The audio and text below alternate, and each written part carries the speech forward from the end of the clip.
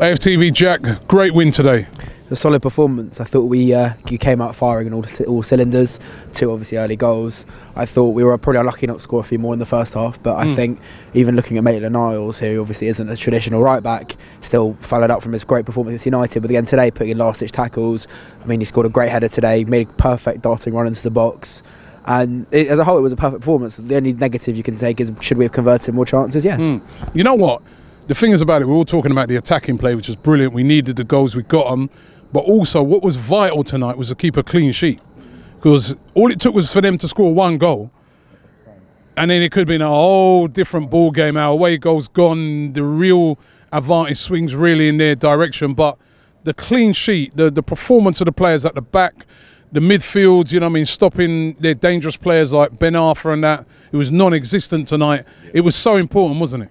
It was so important. I mean, one thing that worried me personally was that knowing the sort of Arsenal mentality of it was 2-0, we're technically through to away goals, so let's maybe bring on Guendouzi and sit back or whatnot. And I did feel though at 2-0 we did drop our intensity because we scored those early goals. I feel like the players thought, well look, we've got the win, sod it. When actually the case was real, which was that if they were to score a goal, then obviously they're throwing away goals. And obviously when it was 3-0 at half time, one thing I found quite disgraceful. So no, when it was 3-0, I'm saying at the end, I found it quite disgraceful. A lot of fans were leaving early because if all that needed to happen was if Ren were to nick a goal, there's another 30 minutes football and then half the stadium's gone. When at the end of the day, even though it's extra time and yes, we're a better side than Ren, you still have to have that fan backing. I mean, one thing you got to take credit for today was looking at the Ren fans. They turned up in their masses, were loud. They were a fantastic group of fans. But in general, like, I felt that we didn't take into account the situation of the away goal and not conceding one, because there were moments of the game where we did get shaky, but obviously we stuck to our ground, we were able to plough through and get the result. I don't remember them, apart from one shot at the end, really having a... What did Czech have to do tonight? They had a few chances that were offside. What? They're all offside though. That, there was nothing that was on. Every time they hit the post, brilliant. Offside. It's a brilliant, you've got to say, a brilliant defensive performance, because that's part of defending, playing teams offside. I thought we'd done it brilliantly tonight. I think one thing, people were very quick to slag off our defence, but look, and this is also one thing which I saw quite in the season, obviously what I wasn't able to say on here.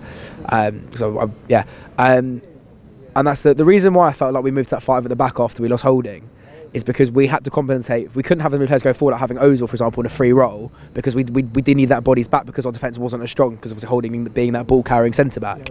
And I felt that when we play 5 at the back, we look a lot more sturdy. I think Kolasinac this season, by playing that consistency, because especially when you're a defender, you need consistency. You need to know who the players are around you. You need to build that partnership and that trust. And I think, looking at Kolasinac, for example, who started the season when he was in a 4 looking quite weak, he's matured so much season. Even Ainsley, for example, that consistent run as a back line has worked incredibly because they're learning how to play with each other. And I think that showed today. Like even Koscielny, who was out for so many months and everyone doubted him upon his return, he's stepped up to the mark because he's been able to re-establish himself in the side by this consistent running and knowing who his centre-back partnerships are.